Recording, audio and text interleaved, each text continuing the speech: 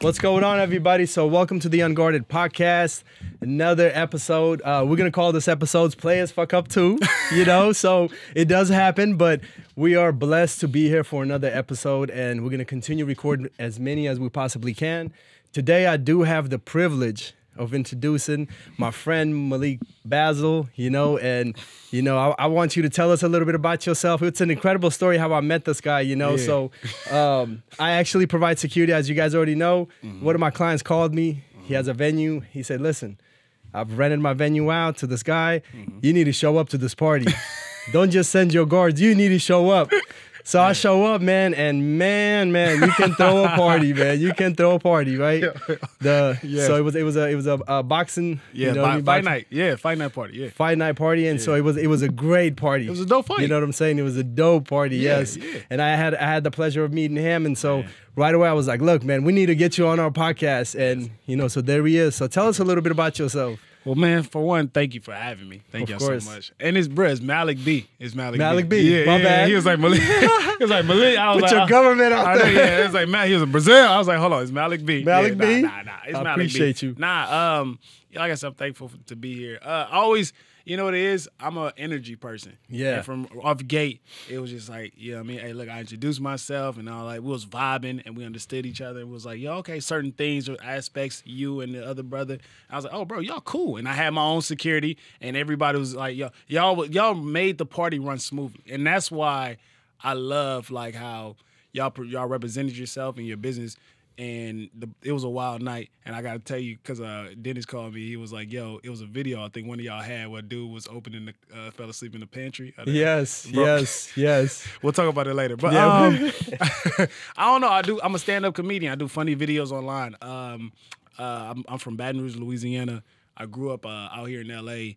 My family moved us. My dad is from Inglewood, California, and he didn't want us to grow up out here. Because, from the street life, and he didn't want us to raise it. It was hard back then. Yeah, so it's crazy because Hurricane Katrina hit in 2005, and my dad moved us to Inglewood, California. Wow. Yeah, because I was a boxer. I used to box. Yeah. And I was good. And after Hurricane Katrina, there was no boxing down there. It wiped out the whole scene. So my dad packed it up out west, and I started boxing out here.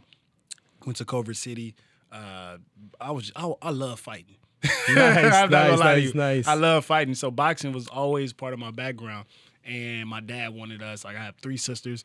He wanted my sister to have a better life, to experience, like, Hollywood and all that. Yeah, just get like because in Louisiana, bro, this ain't nothing but like dirt road and trees and street lights, Right. So with that being said, like, he was like, I'm gonna be a real father and give y'all the whole experience. And when I came out here, I loved it. I was fighting, and then I was pro, and then I hurt my leg. My leg got hurt in Floyd Mayweather's gym. And, really? Yeah, and I messed up my leg, and I had a fight. And it's so weird, bro. My journey is crazy. You're not gonna believe it. I was boxing. I was boxing, pro boxer. I was beating this dude up. I got cut. The guy was like, "Hey, bro, come to my gym when you heal up." Bro, I swear to God, I didn't even heal up yet. Like 2 days when I got cut. I'm back in the gym. They're like, God damn, like, it was happening, right? Who walks in the gym? Michael B. Jordan. Wow. Michael B. Jordan. I met Michael B. Jordan a couple of months before because he's training for Creed. Right. In Floyd Mayweather's. I was like, hey, what's up, Wallace? You know what I mean? I'm chopping, we chop it up.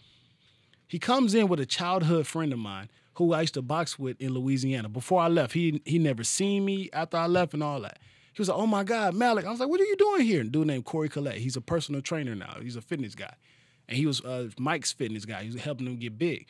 And Corey Collette, he was a mailman, and now he's this swole guy. I'm like, God damn, you changed. She was like, yeah, look, I'm working with Michael B. Jordan. Yo, y'all seem like y'all cool. Go holler at him. He about to do a boxing movie. I said, I already bet. So I'm chopping up with Mike. I'm telling him, I met you at Floyd's, and we just talking like how we're talking. Cool, like how we're at the party. He was like, bro, look, if you beat up this dude in the ring, because he got like the part, like, bro, I'll put you in the movie. I never been in a movie before in my life, bro. Like, you thought that was a championship fight, and I was like, come on, bro. So I beat the piss out this dude. With the cut eye, by the way. I was not supposed to spar or anything. So I beat him up. Michael B. Jordan was like, yo, come to my house. We'll chop. We'll work on the, work on the Creed set. Like I'm doing a movie. So I went to his crib. chop it up. He was cool, like very cool guy. And then I auditioned for the part, and I got Creed. Nice. Got Creed. Nice. I mean, if you see me, I'm in the first Creed movie. Nice. I'm in the first Creed movie. Yes, right. You'll see me. And after that, I was like, damn. On the set, I finally I love boxing. I always start fighting. Yeah. But I was like, man, I like acting. Acting is fun. But not knowing I jumped the line. Like, people move to Hollywood to, like, be in motion pictures like Creed and stuff like that. So I was like, this is a great opportunity. I'm sitting right next to Sylvester Stallone, picking his brain about acting. He picking my brain about boxing. I'm talking to Mike. I'm seeing how Mike is doing. So he's picking my brain about boxing. I'm picking his brain about acting. And I told Mike, I was like, bro, I think I want to do this. He was like, nah, but box. I was like, man, no, I want to fucking act. He was like, damn. Yeah. You know what I mean? So I remember he was like, all right, bet, we'll do it. Hey, all best to you. So we had the Creed premiere. Creed comes out. I met Ryan, Ryan Coogler is talking. And I met his homeboy, Gerard McMurray. And he was like, hey, man, you did great in the movie. I got a film coming up. And it's like the first black college film is going to be on Netflix called Burning Sands. Burning Sands. Yes. Nice. I auditioned for that. Got the part. Nice. Good for you, man. Yeah, so I'm like, yo, I'm right now, I'm hitting 2 for 2. I'm killing it. So from there, on Burning Sands Sect, they was like, hey, bro, you funny as hell. You should do stand-up. I was like, man, y'all tripping. I don't want to do stand-up. But then I get home from Burning Sands, like everybody booking. It's sold out. All my friends are booking. I'm like, damn, I ain't doing anything. You know what I mean? I'm not doing it. I'm just sitting here. So my friend, I talked to my pops. My pops is like a very potent figure in my life. Like I come to him for advice all the time. He was like, bro, you can't be a one-trick pony. You got to literally do more than, act and all that other. What else is your talent? And I was like, well, I'm a funny guy. Let me just do stand-up. I took a class. I took a stand-up. No way. I took a stand-up class. They have classes for that? Bro, they have and it's expensive like a motherfucker. Bro, $800. I invested $800. I think it's something like that for an 8-week class, bro. Nice. Yes, an 8-week class. And my homegirl Tasha T was like, look, I told her, I was like, look, I want to do stand-up. She was like, all right, bet. I want to be better at public speaking. Let's just go to this comedy class. Bro, I used to live in Torrance. I drive from Torrance every Saturday morning to like North Hollywood. Yeah. Bro, every morning on Saturday. That's traffic. That was what traffic I'm tired. I'm like, yo, so I get there and it's 10 people in the class and, it's a couple of them dropped out. They didn't do the whole 8 weeks. But I remember when I was just getting better and better and I used to park my car. I ride from Torrance and I hit an open mic and I park my car there all day and I'll be there from like 5 p.m. all the way to 2, 3 a.m. Well, determination. Yes. Hitting mics. Yes. Hitting mics. And then they had a showcase. So at the end of the class, you have a showcase. This is when your family and friends come out and see what you've been working on for this past 8 weeks. And R.I.P. David Arnold was like, yo, when he brought me up, he was like, I would hate to see this guy not pursue comedy. I don't know. He's one of the coolest cats I met. That's what he said about me. So I get up there and I rocked it. I killed it. I won the showcase and all that. And he was like, bro, don't stop. And then I've been killing it ever since. And that's how I've been, my transition of fighting, acting, to stand-up. And I did see a lot of your stand-up, right? You are hilarious. All your videos on Instagram, you know what I mean? That. So if you guys haven't seen it, check out his Instagram. Share your Instagram for our viewers so they know. TikTok, Instagram, all that, Facebook. Malik, M-A-L-I-K, B, Bazile, B-A-Z-I-L-L-E. It's my first name and last name. You're pretty sure you'll laugh at some of the videos. Yes, you will. And I've seen it. So I do want to bring up something, right? Okay. You don't have to share, right? But for our viewers, they're definitely going to ask, So I'm going to ask, right? Have you ever been incarcerated yourself? Or have you had any loved ones that have been incarcerated, gone through any journeys of incarceration? Yeah, for sure. I did see some videos, the funny videos. I loved it because it was right on point. When you come home, he made a video about coming home, and right when you come home, you're like institutionalized, right? In a funny way. It was like right on point what I was going through. I was like, man, this guy, he knows. He's speaking to me, right? Like, you're talking right to me. So it was funny. I was like, that's how I felt. Yes. You go through the anxiety and you're not used to society, so you're trying to act cool and you're trying to adjust, and it's a transition that you go through. So, have you ever been incarcerated? I've never been incarcerated, but I had friends, of course, and I you know what it is? I vibe with people who's been locked up or, in a slam or incarcerated, because the certain amount of discipline you have and you build and the strength and mental health, when you come home and after doing that bid or doing that time, and you come home like, yo, I'm a different person that I walked into. Yes. And then you just see the transition, and it's like, all right, you don't move a certain way. Some people, well, I'm just saying the people that came and like, I'm going to try to make better of my life. Because you do have some in the knuckleheads like, shit, it's all I got. You know what I mean? No. It's the fact that a lot of guys come out with a lot of anxiety, right? Okay. You have high expectations for yourself, and you want to succeed out here. Correct. And so then it comes to a point. It came for me like that. It was a point where my first week out, I started working, and it was just so much anxiety. I was like, man, I just want to go back to jail. Deep down, I didn't want to go back to jail, but it was more comfortable for me in that setting. I was like, so I could see why a lot of guys come out and they fail out here because there isn't a structured system for us to try to help us. Mental health really, really, really messes with you when you come home out here, you know. And so it does happen. And if you do have loved ones, man, you gotta guide them. You literally gotta guide them, show them how society works, and so that way they can adjust. Yeah. But you know, it is rare because the recidivism rate is really, really, really high, and so a lot of guys reoffend, you know, and so it's like I think about 13% of the population that comes out does not ever get locked up again. The rest always get locked up in California, and so we have the largest prison system out of any state in United States, and Los Angeles County has the largest population of inmates going out, you know, and so if you have loved ones, be there for them. But I do want to bring up a few things. So some of the fellas, they wanted me to ask you a few questions. Let's right? go. They said, listen. Yeah. So one of the fellas was like, listen, give him this scenario. Okay. You and your cellie, right? Y'all in a cell. Y'all just bought a cell phone, $2,000. He won $1,000, you win $1,000. It came with a charger, a smartphone, right? Okay. And you guys are just staying in contact with your loved ones, and you guys are talking. And then one morning you wake up, you're in the corner cell, and there's about 50 cells before you, and you see a bunch of cops come in, and they're doing a raid on the building, right? And they're going one cell at a time. By the time they get to your cell, you got about 10 minutes, right? So your cellie goes, cellie. Don't tell me I'm putting that shit in my ass. I'm putting the phone up my ass. Don't tell me I'm putting. What about the charger? What do you say? I wish the hell I would. Bro, I don't, oh shit. Oh shit. Now you done messed me up right there. Okay, so I can't put it in my like the top of my They gonna find it. They got metal detectors, they can find anything. In my slipper? You can't find it they'll find it. They gonna find it. So you like, hey bro, look, these my loved ones, bro. They gonna take out, bro. We ain't gonna get $1,000 again in a minute. And he's like, yo, bro, I'm taking the whole iPhone up my ass. I'm taking But the thing is this, you also lose 90 days if they find it with the charger or the phone. Whoosh. So it's like it's between a rock and a hard place. So in a scenario like that, what would you do? What the hell? Bro, god damn, bro. Wait, no, wait. Because I'm going to need to talk to my loved ones. I'm like, bro. They're on their way. Bro, okay, so how long? How many cells? They got about 10 minutes. You got about 10 minutes before they get to your cell. And you already started the transition. Yeah, he's already in there. The phone's already safe. Now the charger, that's what y'all got to worry about. I'm like, bro, ain't no room else in the... Ain't no room in there with the... So one other option that you have... How long is the cord? The cord, it's not a cord, it's a box. Oh, hell no. Hell no.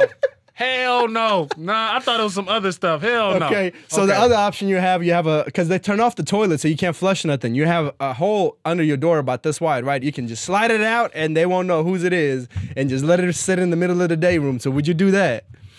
The charger. Yeah, because you can get another charger. You can get another charger. Yes. Okay, So that was my thing, right? And I was like, no, it's going out the door. Yeah. Get it out the door. Okay. You know what I mean? But you made it seem like it was life and death.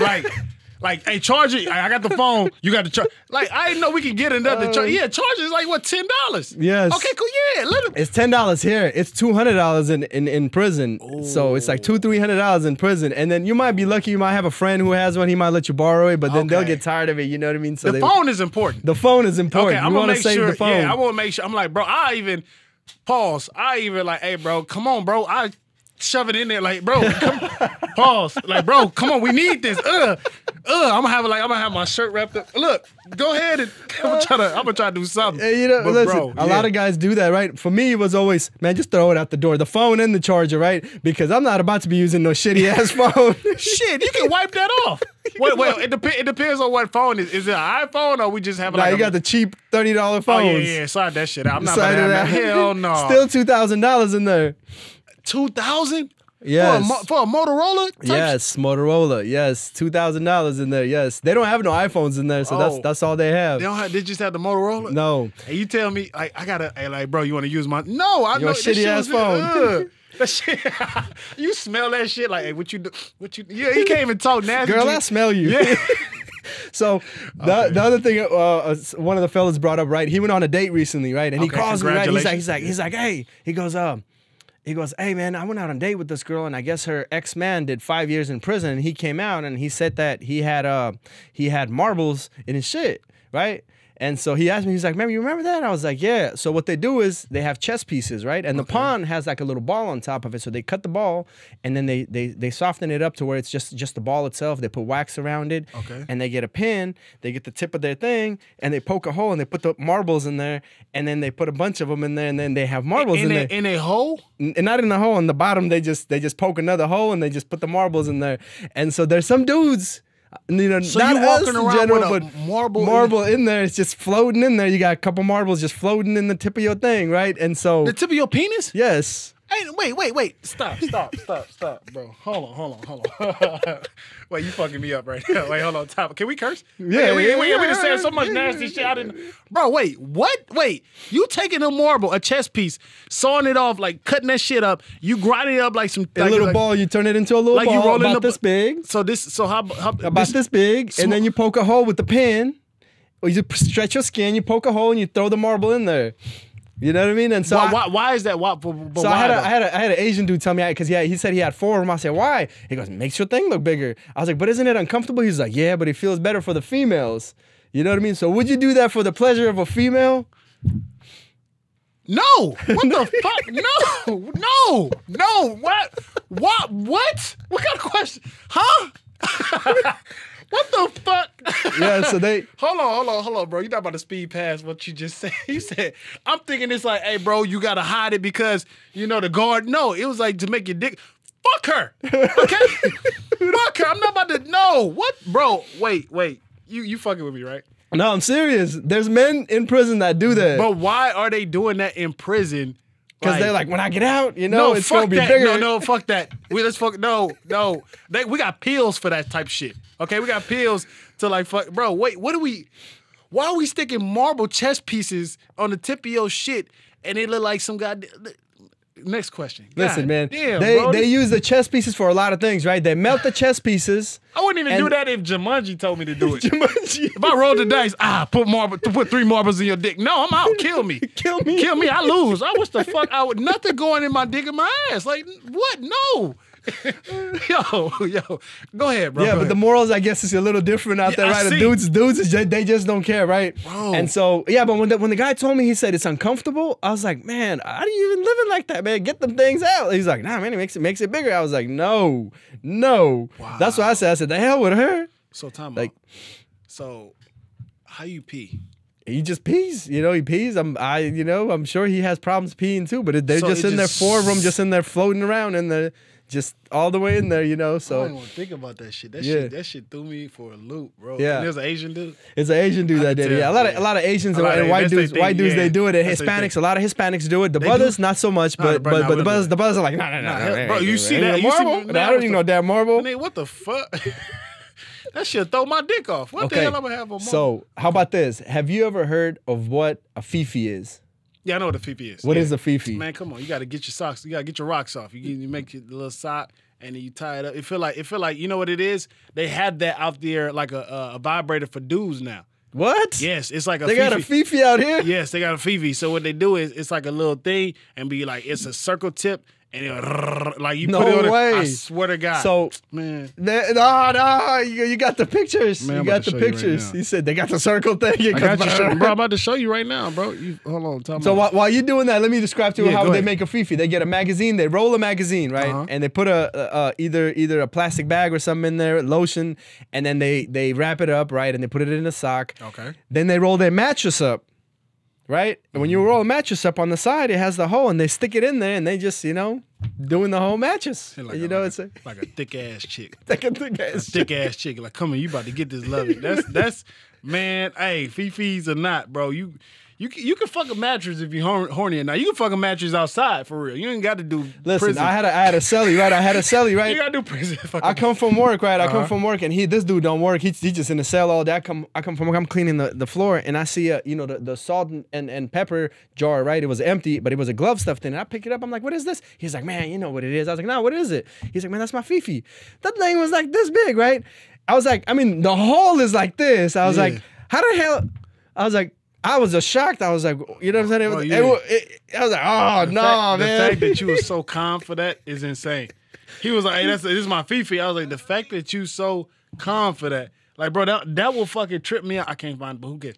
The fact that you, like, oh, man, that's my Fifi, and you like, ugh, you wouldn't drop it or nothing like that. No, I threw it at him. I was like, man, come on, man. Because he had it on the floor right next to the food. I was like, man, what you doing right next to the food? Right next to the food? Like, we had our own food on the ground. He had it in the corner. I'm thinking it's chemicals or something that he bought for the sale or something. Like, he had a glove stuffed in it because we use gloves to clean up, you know what I'm saying? Clean the toilet or whatnot. So I'm like, what's this for? He was like, man, that's my thing, my Fifi. I was like, oh, no. The salt and pepper thing, it's like this small. Like, bro, he got a Fifi next to like the chicken and rice. The chicken and rice and the Fifi, you know what I'm saying? You make the spread, then you have a Fifi. Yo, what is going on, dog? Y'all, okay. Okay, so the other thing that... What the fuck? The other things that prisoners were saying too, right? So another one of the brothers was like, make sure you ask him this, right? Okay. So you get a text message the night before, and they're like, listen, riot finna kick off, right? Let's say between Hispanics and blacks. Okay. Everybody got to come outside and, come prepared. Y'all got to come with some shanks. But because you're going out and the COs, they strip you out and they pat you down before you go out, right? You got to go out in your boxers and you got to hold your clothes and your shoes, and then they pat you down, and then you got to go. the phone books wrapped around that way? No, they don't do the phone books. What they do is we bring jackets out, right? Jackets and a bunch of clothes. They give you like these jean jackets, so everybody got a jean jacket on because it gives you a little cushion, not much, but it does. But no more of that phone. No book. more. They don't even have. What the hell we have phone books in prison for? We got cell phones. We don't need phone books. That is true. They don't. I never some kind see of with book. books, right? Yeah, okay. But we don't have all that. I right? just remember that Wire scene with Right. Omar. We was like, strap me. You remember that Wire season 2? Yeah. So exactly. They don't do that now, right? And so you're like, all right, I gotta get a knife. So you and your cellie get a knife, and you're like, well, we getting patted down. Wait, tell me. So you get a boxer string. Yeah. You basically double it up and triple it up, quadruple it up, and it becomes really strong, like fishing string, right? And then you go to your locker, and then you just start going like this, and then you start cutting it, and then this is thick metal, but it takes forever, and you're cutting it all night, and then boom, you cut a piece, and then you sharpen it on the ground, give it a handle. Now you got you a nice piece. Literally looks like a real knife because it's thick metal, like really thick metal. Do the guards listen or like pay attention? Sometimes they'll hear it, they'll come in there and they'll bust you doing it, and you'll get in trouble. You'll go to the hole, but you do it late at night. No one hears it. Only your neighbors hear. So they're like, oh, he making a knife because you hear it on the ground like somebody's sharpening up a knife. You're like, okay, so be better prepared. So the night before a riot, everybody's preparing. Okay. So usually you already have one because one of your homies will come down and he'll slide under the door like, here, this for y'all. And so now y'all got to go out and cops are patting you down. It's like you got to take your knife out.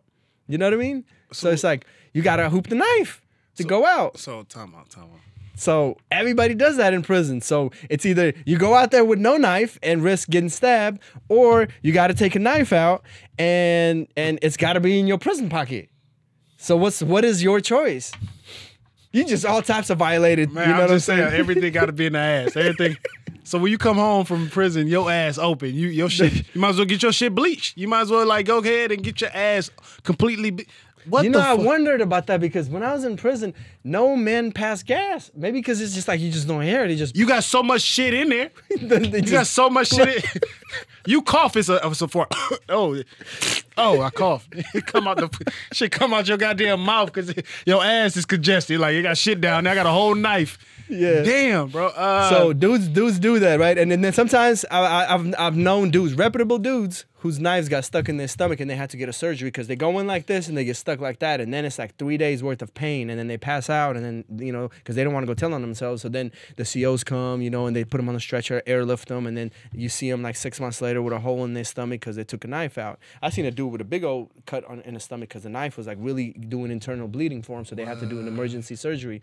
So, but they do it because they're like, the idea is I'd rather get caught with the knife than get caught by another inmate without a knife. So if you go out there, it's like, your life, or you got to do what you got to do. So that's the idea behind it, right? And so, but dudes do get creative, right? So what they do is ahead of times they'll have like their friends that are yard crew, and they'll bury the knives strategically everywhere, right? So it's like where they at, no one else knows. So you got them all on outside the yard. So it's like, the COs will come with the metal detector, and they'll find a bunch of them, and then you bury them again, and then they'll find a bunch of them, and so it's a cat and mouse game. But so it's something that you do go through in prison. You know what I mean? So it's like, but I do want to say, this podcast is letting me know I can't do jail. I can't. Like I thought I'd buy like, we get caught. Like like my friend like take me somewhere. I'm like, I probably like, what, I ain't snitching. Bro, I wouldn't even have to be in the cop car yet. Oh man, after this episode, I'm like, hey bro, like what are you doing? Look, I was on a podcast. You do a lot of shit in your ass in prison. I'm not ready for it. Look, it was his weed, officer. I wasn't even here for real. I was look, what do you need? You need a statement? I can tell you where you got the drugs from. I can take you over there. Is there 6 of them in the house over there in Apple? I swear to God, bro.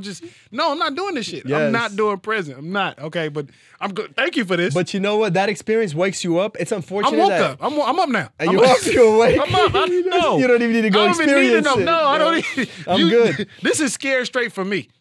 Yes. This is scared straight. They have something, so it's called Gasting. So if you're like in a cell and you pass the riot, right? The riot already happened. Now everyone's locked in their cell. Yeah. Certain prisons have cell doors that are mesh. They have like holes all over. Or the whole door is just holes, but it's thick metal. You can't do anything. So they do a couple of things to try to get. So if you get out and you're going to a medical and you're walking your rival's door, they might try to gas you. So what they do is they'll get a bowl or a cup, and they'll piss in it, shit in it, and let it sit for a couple of days. Yeah. And then piss in it and shit in it, and then let it sit for a couple of days, and it's watered down. And so when you walk by, they throw it at you. And that stuff, when it hits you, it gets you really, really sick. Like you will be throwing up and have diarrhea. It's called gassing. It's like feces that's been sitting there for about a week. And they throw it at you. And it hits you. And it hits you. If it hits you, they do it to COs all the time, but they'll do it to inmates too. They'll gas you. They'll just throw it at you. Especially if the whites and the blacks went at war. Yeah. The whites, most of the time they will do that to the blacks. They will do it. It's like a shitty whoopee cushion. They will do it. They will gas you. You know what I mean? And then the brothers, they do some other things. So they make slingshots. Since your door has holes in it, they'll roll up some paper really, really hard, and then they'll get like paper clips that are like darts, right? And they'll sharpen it up like a needle, and they'll attach it, and they'll get the boxer rubber from the boxer, right? Like the elastic. They'll attach it to the door, and they'll pull it.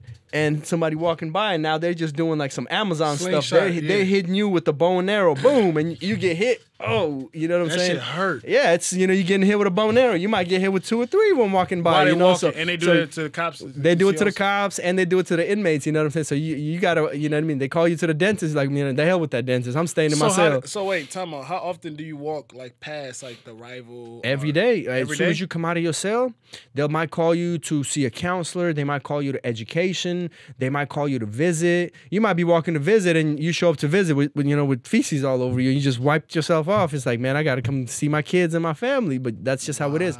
But the visiting room is called the holy ground. Okay. If you're at war, the rule is you do not attack anyone in a visiting room. So as soon as the visitors leave, a riot breaks out inside the visiting room. Like it's free for all. You know what I mean? Like it'll just because it continues for years. Because you'll have like an enemy sit. Let's say like me, you and I was beefing, but you sitting right next to your mom, and I'm sitting right next to my girl, and we already know beef is about to, we good. We but as soon as mom and girl leave, we it's a riot. Both of ours. Like I won't disrespect you if my mom leaves and your mom's still there. I'll just wait. Because there's like that respect level. Okay. And so as soon as your mom leaves and everyone's mom's gone, we getting off on each other. You know what I mean?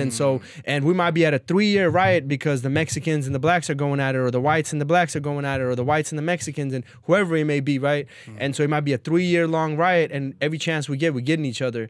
And so, they do that a lot in there. And the other thing is if they want to get you really bad, like any other race, and there's nothing really going on, and like let's say they feel disrespected, there's some tricky games that they play. They might put in a medical slip under your name. They'll see your name off the door tag on your door. They'll put it in. Boom, you get a ducat that says tomorrow you got to go see a doctor. So usually we do get ducats because once a year the doctor sees you, the dentist sees you, the mental health sees you. They just pull you out randomly. So you're like, oh, I got to go see the doctor tomorrow. You go over there and they put themselves in there too. So when you go to medical, there's a really small room the size of a bathroom. It's like a holding tank inside of every medical. They'll lock you in there, and they'll lock you in there with them dudes. Boom, and they came in there with knives ready to get you. And so inside that room in medical, they put out hits. A lot of people do. So you have to be cautious. You can't just you see a duck, you're like, tricky doctor, I know what you're trying to do. I ain't going over there, you know. So they will try to get you like that, you know. Have a lot of people. You have to be on your toes. Have a lot of people like fail for the duck it and all that. Yeah, a lot of people have failed, and a lot of people have got stabbed, and so you know you learn a lot of times. You know what I mean? And so. And then a lot of guys, they play dirty games when they try to get someone off. They'll just put like if they don't like someone, like anonymously, they'll just drop a kite in the box and say that, hey man, my celly's raping me. So automatically the COs will come, snatch the dude that they don't like, throw him in the hole. Oh yeah, we trying to save you from your celly raping you. And really nothing was going on. They just wanted him off the yard. Like, man, that dude, we don't like him. He's drug dealing too much and he's making way too much money and he ain't breaking bread. Or he's selling all the phones and we know who his connect is. We got to get him out the way. So they'll just say, oh yeah, he's being raped by a celly. How long do you sit in the cell for a rape though? So I don't know how long a person raping would do, but they will put you in their pending investigation for 90 days. And then it's like, no, none of that happened to me, man. Put me back on the yard and you gone. Now your connect's gone. He's dealing with someone else. Everything. 90 days. I've done like so someone dropped a kite on me before saying that I had drugs and phones and knives and I was going to attack the cops, right? They came in there, they found one phone charger in my cell. And they said, yep, validates the kites. You were going to attack the cops. I sat in the hole for 12 months. 12 months? Every single 90 days, they would say that the Internal Affairs wants another extension for 90 days. And it kept going on. And on the 12th month, I said, the hell with this. I went on a hunger strike. I didn't eat for 5 days. So after 3 days, they have to report it to Sacramento. So the warden came to my door. He's like, what do you want? We want you to start eating because Sacramento's heavily involved in this. Yeah. What do you want? I was like, get me out the hole. I was like, you guys not charging me with nothing. Yeah. Just because some inmate wanted me off the yard. And he put an anonymous kite saying that, you know, it's a dirty game in there, you know, so bro, you go like in there. Jail politics. Yeah, and in the meantime, you know, my phone that I left in the cell, some other man's walking around with it in his ass and it's ringing, my family calling his ass. Your family know if you're alive or dead. Yeah, he walking around the yard with my phone in his ass. He was like, hold on, who? Who? Stop calling this number. And it happens all the time. It happens all the time, yes. It happens all the time. And so there was a dude who used to try to get his own homies out the way. So he would throw knives under their cell while they were gone in education. He would just slide it under the door. Then he would tell the COs, like, hey, man, they got a knife in there. The COs would go in there, find a knife. They would go in there and grab him from education, hem them up, 6 months in a hole. Then he would go get the other ones. Boom, boom, boom. And finally they caught up to him and they jumped on this dude, ended up stabbing him on the yard. His homies found out because someone seen him through the door. Like, man, that dude came and threw the knife under the door. I seen him.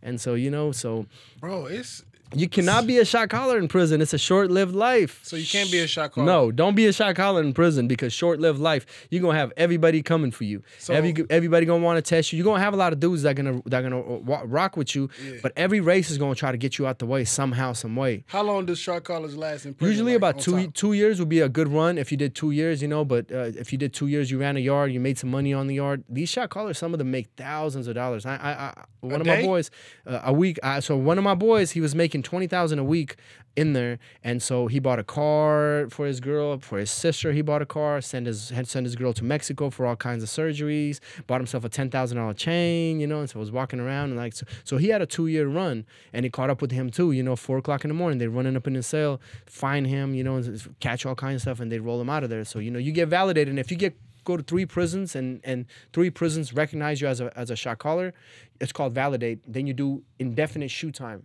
You never get out. You never get out of the shoe. It's called indefinite shoot. There's many men locked up right now because they went to 3 prisons. They were identified as shot callers. I say you got indefinite shoot time. So you know you're locked up in a hole forever. Shoe is a security housing unit. It's a shoe, but it's like long-term shoe. It's in Pelican Bay, Salinas Valley, and they have one in Corcoran, and I think they have one in Tehachapi. And so you go there, you do not want to end up in them places. And it's just like these men are locked up in the cell, right? Yeah. They wake up at 5 in the morning, put their shoes on, roll their mattress up, shove a knife up their ass, and they ain't seeing anybody. Nobody's coming in your cell. You by yourself. But they just so institutionalized. They just so institutionalized. They just sitting there. I'm like, I went to the shoe. I was like, man, well, y'all way too serious. How long did you do the shoe? So I did 6 months in the shoe, you know, and so I had a stint where I ended up 6 months in the shoe, and I met a lot of the shot callers in Pelican Bay in the shoe. You meet all of them dudes, and then you really realize, man, something wrong with y'all. I gotta go home, man. Something wrong with y'all. I ain't that crazy. That's hilarious. I should have been that guy in the cop car, like, man, he did it. I would have saved myself 16. He did it. He did it. That's what I'm saying, man. I'm not doing time. So okay. So how do you like okay, so let's say it's been beef going on with the blacks and the Mexicans or whatever, right? And I walk in, it's my first day, and I go to my cell. They was like, bro, it's a riot tomorrow. What the fuck am I doing? I just got here. I gotta. So if you come out to the yard, or if you decide not to come out to the yard tomorrow, and you no shut choice. your door, Yeah. and you decide to shut your door, and your celly goes out and you shut your door, and all the blacks go out except for you, or if you go out and you say, I'm gonna just stand on the side, y'all handle y'all business. I don't know. That man didn't do nothing to me. Yeah. Riot's gonna happen regardless. Afterwards, everyone's gonna get locked up. Then as soon as they let everybody out, the blacks are going to get together, going to have a list of all the people, and the Mexicans do, of all the people that didn't do nothing in the riot. They're going to say, all right, he's from L.A., so in LA, we're going to have to either have the Crips, the Bloods, non-affiliates, whoever's from LA, they're going to get about 3 or 4 people that are going to sign up and say, all right, we're going to jump on this dude. You know, they might stab you, but you will get jumped, like heavily. And so you might get stabbed, and they'll have 4 people and then another 4 behind them and another 4 behind them. So if you beat up them 4, another 4 is rushing you and another 4, so you might be 12 on 1. So they will get you. And so they get everybody. I've seen old men that are like 90 years old with walkers. They were like, oh, no, hell no, I'm walking away. And they got them. They were like, nope, because it's a sign of a cowardice in front of another race. So that's disrespect. Like, man, you made us look bad. How the hell you didn't jump in? And then I seen dudes that didn't jump in, and he was like, I remember I was working out, and this dude, he didn't jump in one of the riots. He's like, man, I fucked up. He's like, man, they standing there. He's like, they're not going to come to the weight pile, to the pull-up bars, because there's too many racists out there working out next to each other. He's like, they're waiting for me at the basketball court. I was like, man, go on, get your ass whooping. Just go. Get it out the way. He's like, man. I was like, just go, man. Just go over there, get it out the way. You know you got it coming. You can't hide. I mean, we all live here. What are you going to do? So he's like, all right, man. He went and put his towel around his head, put a bunch of shirts on, and he went up there, and then, they jumped on him, beat his ass, and that was it, and now you're good. How many beat his ass? So it was 3 of them that jumped on him, but, because he was like, he knew, and then he reached out to them. He's like, I fucked up. But he knew, he reached out to him. Yeah, he reached out. He's like, look. Instead of them doing a list, he was like, look, I ain't go. Yeah, he's like, look, I fucked up. You know what I'm saying? I know I got it coming, but the only thing I ask, y'all could jump on me, but just let me stay on this yard. I'm almost home. Just let me stay on this yard, so. And they granted that? They granted that. So they beat his ass, and they let him stay on the yard, but usually they don't. They're like, no, you got to be out of here. You can't come back. You come back, we're gonna keep whooping your ass until you decide, all right, type out. That's it. You know what I mean? So yeah, so that's it happens. And then that how way. long these ass whoopings go for? They usually go until the cops get there, but the cops, they don't run no more. So it's just like LAPD. They're not going. They ain't not gonna get there fast. Yeah, exactly. They walk. They walk, and they might be like half a mile away, and they're just walking. You know what I mean? You watching them, like, you might be doing the ass whooping, like, man, hurry up and get here. I'm tired of beating this dude's ass. This dude might die. You know what I'm saying? Or you might be getting your ass whooped, like, man, hurry up and get here. Help! Help is just walking, and then they walk up to you really friendly and say stop, and then you don't stop, and then they pepper spray you. So that's how they do it, right? And so really slow. So it goes on forever. And sometimes if 2 cops get there before the other 5, they'll tell you, they're like, y'all got about another 5 minutes. You want to let them stand up and get a fair one? Cops tell you that, and I've seen it. They're like, let them, because get a one-on-one. You'll have dudes like choking another dudes, like, man, stop choking them. Let them get up, and y'all can fight. And so it's not too many fair ones in prison now. There is if you call someone out, right? So if you say, I need that, that's a disrespect. Like, I need that, you know what I'm saying? Like, I need that, you know what I'm saying? So that, you got a fair one coming, because, you know what I mean? Off top, someone disrespects you, you got it. You gonna get down either in a cell or under the stairs, whatever, right? Get down, Or so, as soon as you hear that, that's it. You know what I'm saying? And so you can be minding your business, like, hey, you was reading too many books. I need that. Yeah. So there's certain lingos. I need. They're like, hold on, bro. You can have the book. I'll go, fuck. You too smart. I need that. And he has to go out there and then run the fade. Yeah. And so I mean, but if someone says, if someone tells you, what, you want to get down? That's it. That's another word. Like, oh man, that's it. You got to get down with them. Like, you can't. If you deny it, like, that's it. I mean, you're a boxer. No. I'm not running from the phase. But if we talk about 4-on-1, then it's like levels to it. Okay, you beat this beginning 4, then the next 4. I'm like, hold on, who's the boss? But see, here's the thing. Even within the blacks, right? You have the Bloods, Crips, you have the Hoover, you have the Bay Car, right? The Kumis and the BGF. I know all those guys. Yeah. If you're a non-affiliate, right? Non-affiliate black means like you don't run with anybody. You just in there, but you run with the blacks in general. If a riot kicks off, so you can't just go take off on a Crip. The rest of the Crips they ain't gonna give you a fair one. The Blood's gonna feel the same way. Yeah, you're gonna have to get out the Shotcaller and really talk to them like, man, I feel disrespected. Yeah. 9 times out of 10, they ain't gonna let you do it. But once 'Cause in a you while, know- they be you're like, not- they gonna tell the dude like, man, hey man, this dude's pride, man, you gotta go handle that. But, you know, same thing. The Hoovers, they ain't gonna give you no fair ones for Oh, sure. no, you know, no, they- 5. I'm like, man, they are not giving you no fair ones. Facts. You know what I'm saying? It's going down like that. And But, so but do they do that? They do the same thing in county though, right? in county is the same thing. The county is worse because you be LA locked County's in, the worst, Yeah, because you be yes. locked up in there with your rival gang. Like, Yep. where you from? And then you be like, you don't know who in there. Who in there? You Got don't know. you. You don't know who's in there. You know, and Yeah. so I mean, I know a lot of solid dudes that are Crips, Yeah, Bloods, likewise. Hoover. Yeah. You know, from Coomies, solid dudes. You know, much respect to all of Yeah. them that are doing time and they're still, you know, lifers, life with that. You know, they carrying their Fifis and phones. You know what I mean? They're staying Yeah, solid. they do. You know, They what I'm cool saying? as hell though. But just hearing about it, because it's like you cool as that. Like just knowing that that's the politics of prison. But they cool as hell. But like notice, like, hey bro, it's a riot tomorrow. You like me, you be cool. Like, hey look, I'm sorry, bro. You know what I mean? We hanging and all that, but you know it's black versus Mexicans or it's black versus whites. And, you know, Or it might be Bloods and Crips. Bloods and Crips. You Whatever. might be cool as hell with somebody, right? With a It might Crip, even be yeah. your cousin. Didn't even tell me on you're the a other Crip set, yet. But Yeah. you know what I'm saying? You go out to the yard and you're a Blood and he's a Crip, and We got to get down. it's got to go down because you're set from the trip on you, on you. So there was a dude. The Mexicans have really crazy laws, right? There's 2 brothers. They bought a phone. They have to disclose. The blacks don't got to do that, but the Mexicans and the whites, they have to disclose every time they buy a phone, and especially if they buy one from another race, they got to buy it from their own race because the Shotcaller wants to make money. Yeah. So this dude, Termite, and his brother, they were in a cell together. They went to the blacks. They were Northerners from Nuestra Familia. So they bought a phone from the blacks, 2 of them. And they had it in the sale, and they're like, we ain't got to tell a Shotcaller or nothing. Usually, if you buy one from another race, you got to give one to the Shotcaller, one to the car. But they kept both of them. They kept both of them. Both of them because they bought them. They're like, we paid for them. Why are we going to But share with them? did they know the rules? So they knew the rules. So they were, and then all their homies in the building, because the Shotcaller wasn't in the building, they started like coming by the cell and seeing him on the phone. So they were like, look, we're going to look out for the homies so they could keep their mouth shut. They started looking out. Well, they didn't keep their mouth shut, let the Shotcaller know. Shotcaller hits him up the next day. He's like, y'all got a phone in there. Y'all didn't tell us. He was like, that's disrespect. Y'all supposed to buy it from your own people. Slide it. We want that phone. So they didn't know they had 2 of them, so they gave him one. He's like, y'all got another one in there? No, we ain't got another one in there. All right, good. They started using the other one. Well, their homies started seeing him again. They came and told the Shotcaller, like, they got a second one. They just lied to you. So the Shotcaller pulls him out again. He's like, you lied to me for the second time. Slide that second phone. They slid it. He said, now we're going to separate you 2 in different cells. You guys are not allowed to talk to each other. 2 brothers. So they couldn't talk to each other. And the older brother and the younger brother, the mom comes visits the older brother, and the younger brother gets a visit from his wife. They go to visit together, not allowed to talk because the rest of their homies is sitting in the visiting room. So they both get up at the same time to go to the bathroom, and they leaned up against the wall. And so Termite tells his brother, he's like, look, man, I think they're finna stab us. He was like, I know this shit. They feel disrespected that we did this. First, we bought a phone from the blacks. Then we lied to them about the first one and the second one. He's like, they feel disrespected. They're finna stab us. And he was like, why don't we just tell the cops that we fear for our lives? Let's get out of here. And let's go PC. And the younger brother was like, man, hell no, I'm not PCing up, man. What the hell? I'm finna stay right here. So I knew this dude because I knew the whole story because they were my neighbors. And so the older brother's like, all right, I told you so. So, you know, the older brother used to talk to me almost every day. Like, we would come out for chow. He'd be like, man, I told my brother, and I was like, man, that's a tough call. Your brother wants to stay in the game. Well, we come out to the day room one day, right? We come out, and 2 Northerners jump on Termite. On Termite, the older brother. They start stabbing him in the day room. I mean, in the face and everything. He's fighting with them. What he did smart was he leaned up against the wall, and they're stabbing him.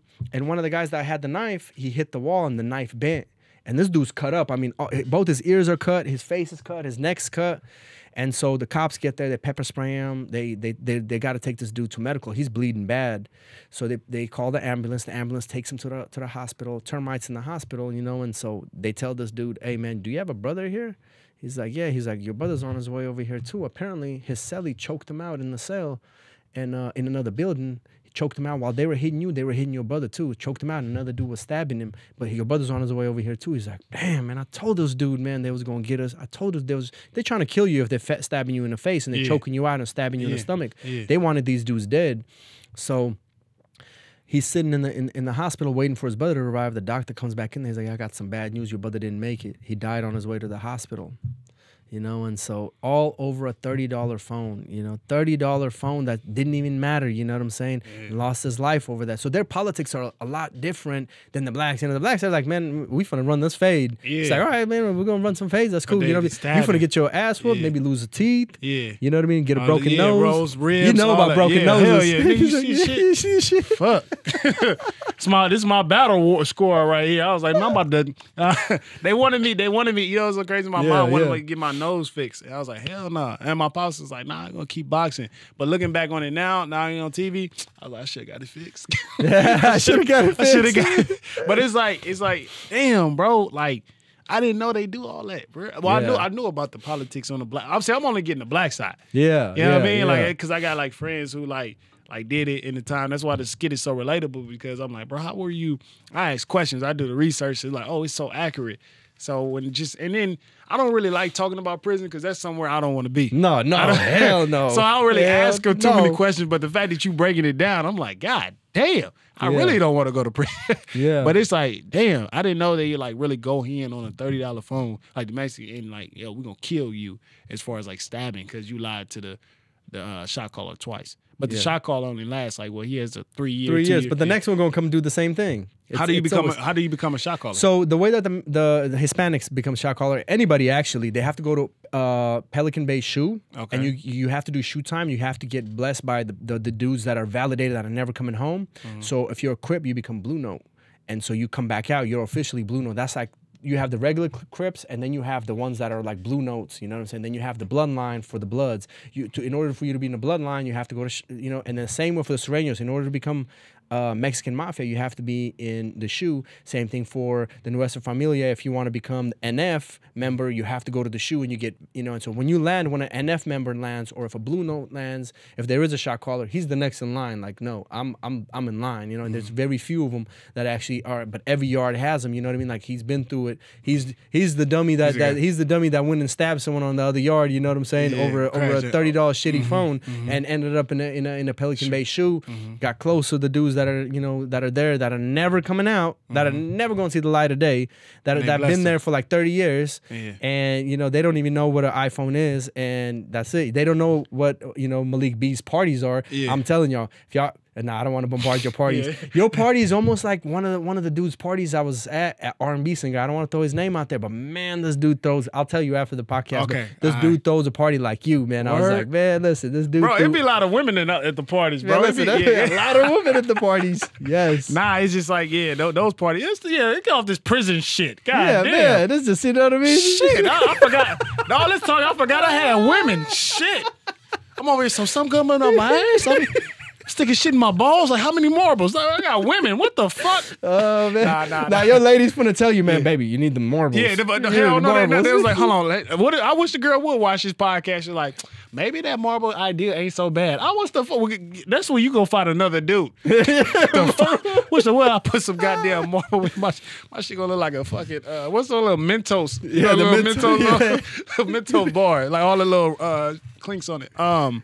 Nah, my parties are dope. I like women. Women are dope. They come from the videos. Yes. I've known all these women from the videos, but dealing with women is kind of like prison. Like, I understand I'm going to get some flack. Let me just say that. So you institutionalize when you deal with a woman, right? Right. You can't, let's say I was having fun at that party. Or you was having fun. Your girl was inside. Yeah. You couldn't move a certain way that you would move when you was locked up. Exactly. You locked up. Exactly. That's all I'm saying. Right? So you got your marbles right next to her. You got your marbles right next to her. Hey, look at this Malik B party. This not me. This not my party. It's Malik B. I'm just here. I'm here to secure the house. You know what I mean? So I see you. Like, you know what I mean? So that's why I say women kind of like we don't have fun. But these particular women that come to my parties, they are just like dope. It's fun. Yes. They be like showing up because in LA, it's rare that you get other women complimenting other women. It's not, you get that little catty, bro. Yes. But nah, they just like so cool. They turn up, they chill. And these are boss women. You have like I have a female director like right here. And then I have like a girl that works in production, costume directing. And then I have one girl who's a singer who's signed to R&B, like who signed to Empire. Yes, bro. Then I have another girl who's literally, she does like, she no connection. She does like PR for like a big time actor. Like I have like shout outs to these ladies. Yeah, man. bro. And they shout outs. They come and they don't really be outside. They stay home and they're like, oh, Malik having an event? Bet I'm there. And that's when they just turn up and have a good time and they don't care about the bullshit. Because they're not going to be outside for another month. Yes. Because they got shit to do. They running no businesses. Yes. And that's where, like, you know what I mean? I'm like, okay, I feel great. I do appreciate that, you know, and that's one thing that you don't get in prison is women, right? And so, yeah, honestly, yeah. You might be in prison and it's one woman walking by. She don't have to look at anything special. She's just, you know, she's regular, okay, walking by. The whole yard, 400 men like this. Man, fiending. Just following her with the whole yard. And so, like, you know what I mean? It's insane. It's insane, but it's sad. Wow. But, man, that's the only woman you're going to see for a long time. Are you serious? You know what I mean? So, that's just how it goes. So, it's like when you come out, you're not used to being women. I was like, man, I have to teach myself how to go on a date again. Yeah, exactly. How to talk to a woman again. Like, I have to teach myself all those things. Yeah. You know what I mean? Like, Shit. remember being 13 on a date? Like, man, listen. Oh, that's crazy. So you'll go in there like 15 years old and then you come out like let's say you do 15, you come out like 32. You don't even know how to talk to women. No, you don't. There's dudes that went in at 16. They come out at 32. They don't know. They just don't know. You know what I'm saying? Like my boy went in at 19. He sits in this podcast, came out, you know, he's 35. Yeah. And so, you know, it's like, I went in at 22, came out at 37. Damn, so bro. that's you lose a chunk of your life. It's a new batch of women now. It's like, you know, trust me. I come out, I'm like, women don't wear nothing now. No, they don't wear nothing. Yeah, before exactly. you see a woman walking around like that, like, why is she naked? Nah, it's like, a new batch. Yeah, it's a new batch. The government put these women for us. What they doing is they creating these women. The government, they're doing it up. But they trying to like bombard us with these new AI women. These ain't real women, bro. No, they ain't. They're much more aggressive. Hell much more aggressive. They won't tell you right now. They're like, yo, they touch you. You think like WID is what you doing? It's WID. Where your dick? Wait, hold on. It's on me. Why? It's on me. It's on me. Why? Where you think it is? Well, it should be over here. Like, wait, what, girl? Take you out on a date first. Like, that's how, like, crazy, like, these women are. And I mean, hey, I like them though. You know, somebody. I ain't gonna lie, I like them too. Yeah, exactly. You know what I'm saying? I like them too. Get straight to the point. Just straight to the point. Get straight to like. Look, no games. No games. No games. The faster we get straight to the point, the easier society works. It Because does. we keep wasting each other's time and stuff like that. Who wants to waste people's time? No, you know what I mean? nobody wants to waste time. Nobody want to waste time. Like, come on, man. I like dealing with chicks with like, man, who too busy for me? Yes. That's the best kind of chick for me. Who too busy for me? Because I'm busy. Yes. And then we meet every now and then. I'm like, yes, cool. I don't know. I'm not worried about her. She's not worried about me. That's the kind of chick. But if you got a girl that's always want to be up under you and I just don't. It gets icky. Needy. Yeah, like get away. Where your morals? Where your morals? Do you know I'm not a good person? Do you know? Nah. Nah, messing with you. Yeah. So, do you have any shows coming up? Anything Hell that we yeah. should know? Tell us about that because we would love our viewers to come check you out. Man, come on, man. I got a show Wednesday at the Ha Comedy Club. I got a show Monday at the Improv on Mondays. I have at 9 o'clock on Hollywood Improv. That's on the 15th after Mother's Day. So hug your moms and come with me. And then I got like shows all. Now I'm throwing my own comedy show. Hopefully in the mansion again. Oh, nice. Yeah. And on Sunday a State Pen. Yes. Wait. State Pen. The Marble Show. Oh, wait, I'm not doing. See, he played too much. I had to get you. I had to get you. Yeah, I was like, wait, hold on, wait. Yeah, he was like, yeah, state pen. I was like, motherfucker. God. Hey, you know what we should do, bro? So we should like, I throw a comedy show, and then you should like get in contact with who got like a little celly on the phone, and like tell them to like, yo, we got cellies on the phone. That's what I'm saying. They give them tablets now. We have apps that I can call any of my boys right now. They'll answer. They can FaceTime. That's what I'm saying. So look, we're gonna FaceTime the part. We're gonna because there's no way they probably listen to this podcast. It's like, bro, he ain't got all the women. Tell them to FaceTime. Yeah, he got all the women. The party, and we're gonna be like, oh shit, God damn, she back. So let's give them that. If you're in prison, you locked up. On Juneteenth, I'm gonna do a comedy show mansion party, and I want all of them to like tune in via live. We're gonna set it up. Tell them to watch it on their phones on YouTube. They can watch it. Now we don't do it on YouTube though. Oh, on TikTok. We want to live stream. Oh, live stream. Yes, live stream. Yes, they'll do it. I want them to be right there. No, they're gonna be right there. I want the comedy like, hey, tap her in the red for me. I'm like, hey, the homie in prison say he want to holler at you. Tap her in the red for me. Girl, you want to see my marbles?